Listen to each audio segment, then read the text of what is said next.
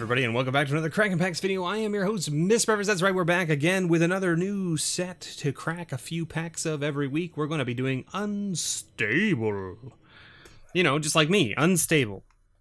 Well, at least that's what Charlotte keeps telling me anyway. If you don't know who Charlotte is, well, then I can't tell you. But if you do know who she is, then you'll understand. We're going to open this bad boy up like so. For those of you who don't know what's going on, we're basically just opening up these packs to show off the cards and for me to get, hopefully, cards that I need for the set. At the end of the series, I will show off the binder that I have for the set with all of the additions of each card. I currently don't have my binder set up with like the multiple copies of each card, but I will probably do that before the end of the series, so that way when we get there I can show off all of the things that I'm missing and we can put them all in place. Let's get right to it then. So we're going to open up 3 packs this week and every week moving forward of Unstable. If you're unfamiliar with Unstable, this was one of the unsets that was released last year, I believe 2019. Was it 2019 that this came out, or was it 2018? Does it say? Does it say on here? I should really do my research before I start these videos, but you know how it goes. You know how it goes. So, anyway, it doesn't say, I didn't see it. Let me see if I can...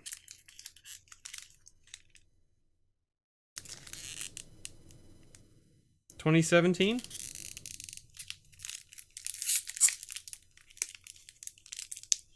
Man, was this released in 2017? That's so long ago. I mean, it must be. I never actually looked at the back of these packs before. It says, "Don't waste my time with this legal gibberish." Right there. My goodness. Anyway, copyright is 2017. I don't know if you can really see that in the corner there. There it is. And, yeah, so, geez. 2017, it seems like so long ago. The unsets were sort of like a set that were made as, like, you call them joke sets, I guess, is the best way of describing them. They're sets, they're silver bordered. For noting, right? And the cards can't be, they're not legal in any format other than specifically unset formats. They did make silver border cards legal in Commander for like, what was it, like 3 months or something like that, just to see how it would work when this set came out, and then they took it away like right after that because too many things were getting broken and weird rules, and yes, lots of things were happening. So anyway, they took it away.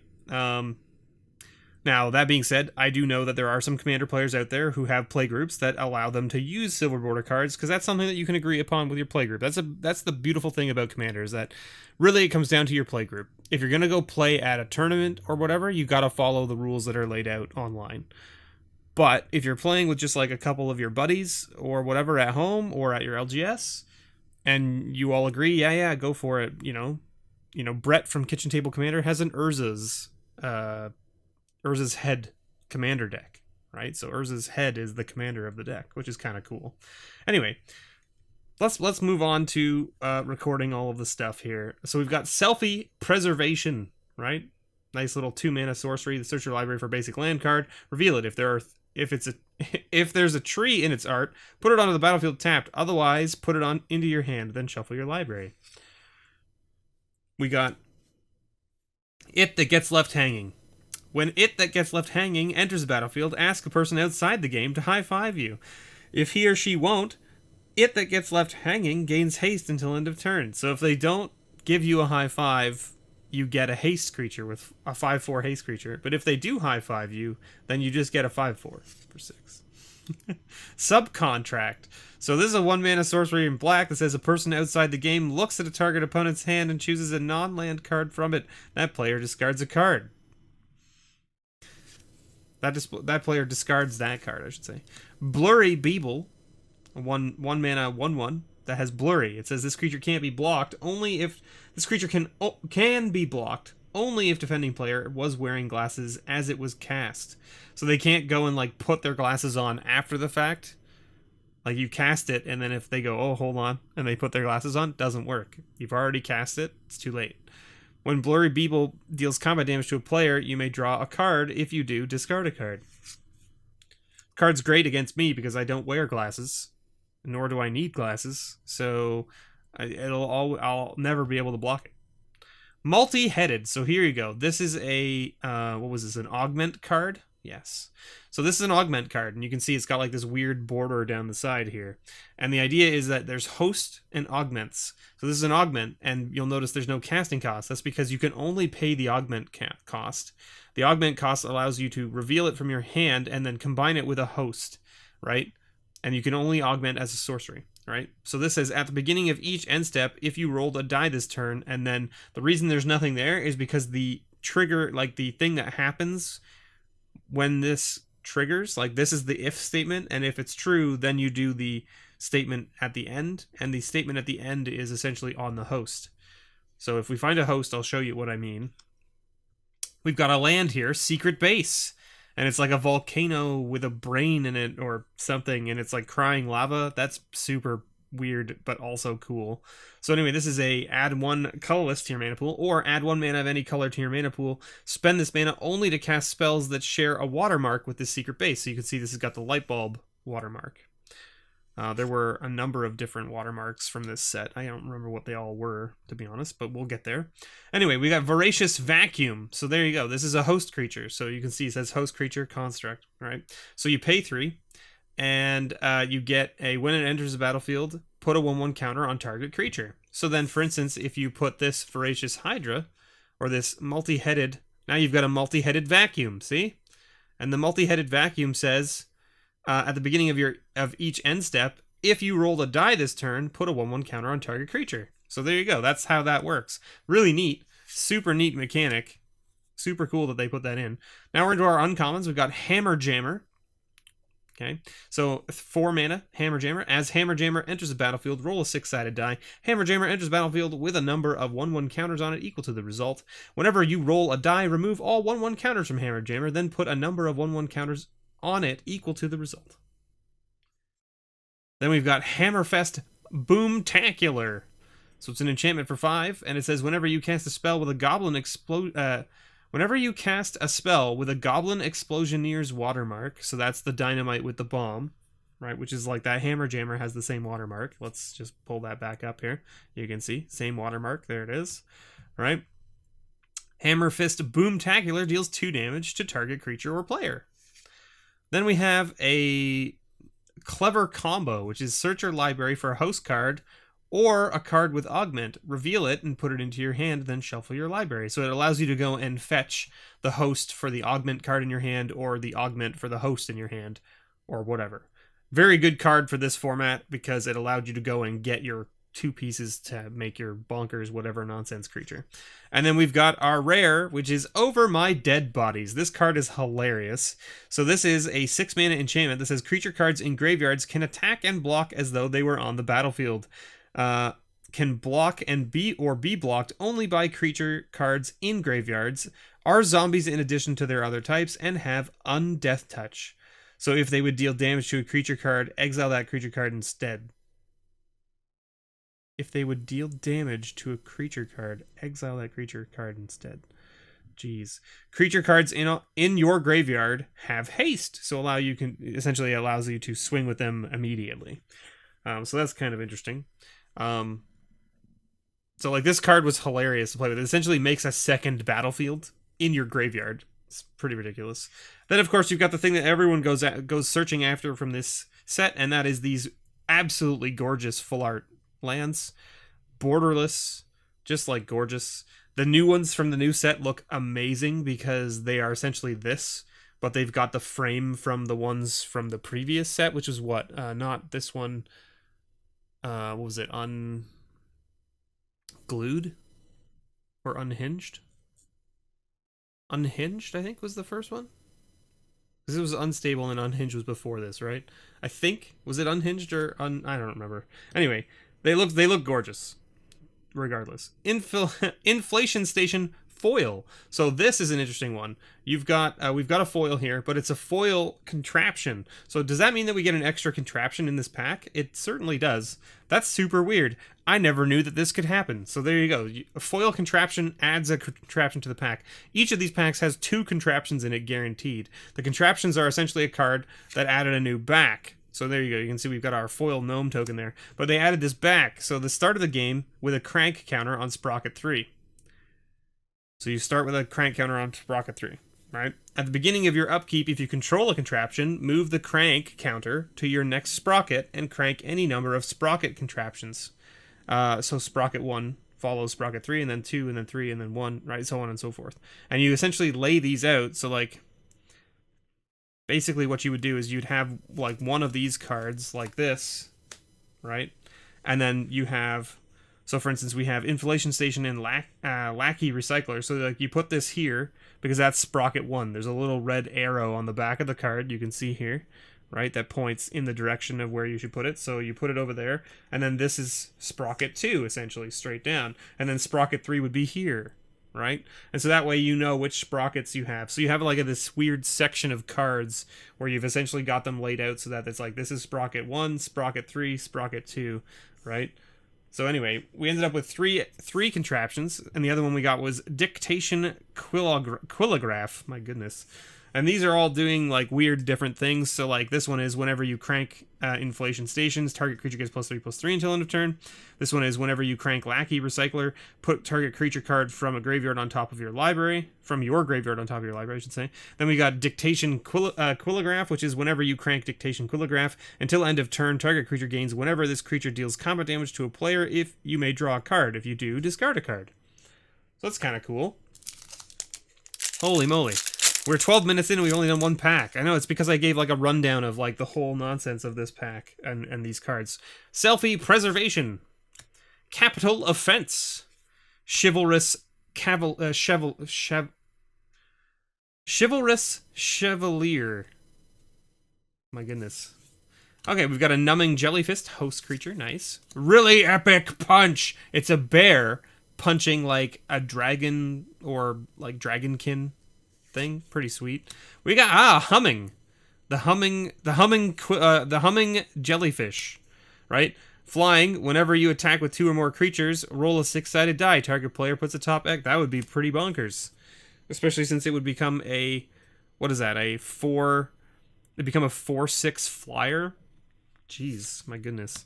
Then we've got a Gnome-Made Engine, another host creature. You can see, like, the last pack we opened, we only got 1 host and 1 augment. Here we've gotten 2 hosts and 1 augment so far. Gnome-Made Engine, so this is whenever it enters battlefield, it makes a 1/1 gnome artifact, but if you put an augment on it, then it makes 1/1s from there. This card is hilarious. You'll notice there's no casting cost on this card, because this is Entirely Normal Armchair, which is during your turn, if Entirely Normal Armchair is in your hand, you may hide it on the battlefield. You may pay 0 and return Entirely Normal Armchair to its owner's hand. Only an opponent may activate this ability, and only if he or she sees Entirely Normal Armchair. 2, pay 2 and sacrifice Entirely Normal Armchair. Destroy target attacking creature. So this is like one of those, like, weird cheaty cards, which is hilarious. So you basically cheat it into play, and you have to try and hide it. And then when you hide it, essentially then it's hidden there. And as long as no one notices it, it stays there until you can pay 2 and sack it to then kill something that's attacking, which is pretty funny. A lot of people got by that card. Pretty bad. Goblin Haberdasher. Good old Goblin Haberdasher. And then we're into our uncommons here. So the Goblin Haberdasher was our first uncommon. Then we've got Crack's Other Thumb. For those of you who don't know, Crack's Thumb was in one of the other sets originally. If you would roll a die, instead roll 2 of those dice and ignore one of those results. And then we got a foil, Spy Eye. We had 2 foils in a row here. This one's actually a creature this time, though. So flying, whenever Spy Eye deals combat damage to a player, you may draw a card from that player's library. Cool. And then our other one here, our rare, is Hangman. This was a fun one. So it's a 1-mana 1/1. And it says, as Hangman enters battlefield, secretly note a word with 6 to 8 letters. Pay 1. Target player who doesn't control Hangman guesses the noted word or an unguessed letter. If in that word. If he or she guesses wrong, put a 1/1 counter on Hangman. Any player may activate this ability. When a player guesses the noted word or all of its letters, sacrifice Hangman. It's a good one. Fun. It's a fun one. We got a nice sweet forest there, and then of course we're into our contraptions. We did get another rare here, so this is the other thing interesting. You can get multiple rares in these packs because you get a rare contraption. So anyway, we got Gift Horse, which is whenever you crank Gift Horse, roll a 2 6-sided dice, create a number of 1/1 red goblin creature tokens equal to the difference between those results. And then of course we've got Top Secret Tunnel as our other contraption, which is whenever you crank Top Secret Tunnel, target creature can't be blocked this turn. It's pretty funny art on this card. A whole bunch of like exits signs and stuff. And then we got a sweet foil angel token with the full art on the back. So it's foil on this side and then full art on the back. You can see like the gnome wasn't like that because the gnome had like the back where it's like essentially like the test image that they drew for it, which is kind of cool. So they did a really good job on the tokens in this set as well. Okay, let's see if we can't finish this off. It wasn't not really a quickie this week, but don't worry, we'll speed up. We got Just Desserts, Subcontract, Bumbling Pangolin, Merman, Riveting Rigor, Beast in Shows. So here's one of those ones that has like, I think 4 different copies, and it's just different art, right? So like the beast that's on here is different, and then like the flavor text is different, I believe, if I'm not mistaken. Novella Elemental. That's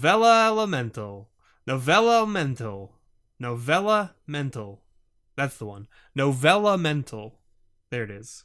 My goodness. Flying Novella Mental can block only creatures with flying, but it's a 2/1 for 2, so there you go. We got Druid of the Sacred Beaker. Good old Beaker. Buzzing Wackadoodle as our second uncommon. So that was our first uncommon. Second uncommon is a third uncommon, I should say, is a Augment Robo. At the beginning of each end step, if an artifact enters the battlefield under your control this turn, do whatever your host says. And then our rare is the Big Idea. What's the big idea? Well, here's the big idea. It's a 4/4 for 6 that says pay 2 and a red black hybrid. Tap it, roll a 6-sided die, create a number of 1/1 red Brainiac creature tokens equal to the result. Tap 3 untap Brainiacs you control. The next time you would roll a 6-sided die, instead roll 2 6-sided dice and use the total of those 2 results. So essentially, the first time, as long as you get lucky enough and roll your 6-sided die and make 3 Brainiacs, you can then... Actually, you only need to make... you need to make 3. If you make 3, then you can tap those 3 to then tap this to roll 2 dice and make that many more Brainiacs, which is pretty funny and pretty cool. So then you've got your Sweet Island. There it is. Nice full art. Who doesn't like it? We got a foil rare, but it's not a contraption. It's just a foil rare. So there you go. We got a foil rare out of this pack. Binome Means. A 3-mana enchantment that says pay 1 and a white, remove a counter from a permanent you control, create a 1/1 colorless gnome artifact creature token. Or pay 1 and a white and sacrifice an artifact, choose any kind of counter a printed card refers to, then put 1 of that counter on target permanent. So that's pretty cool. Nice little foil rare. We'll take it. Neural Network as our contraption here.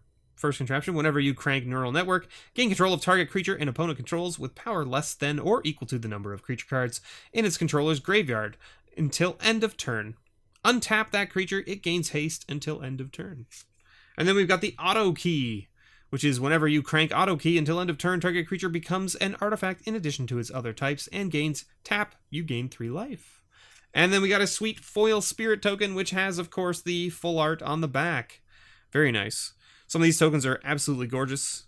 I should say most of them are absolutely gorgeous. I hope you enjoyed this not really quickie of Unstable. Don't worry, the next few weeks it will pick up.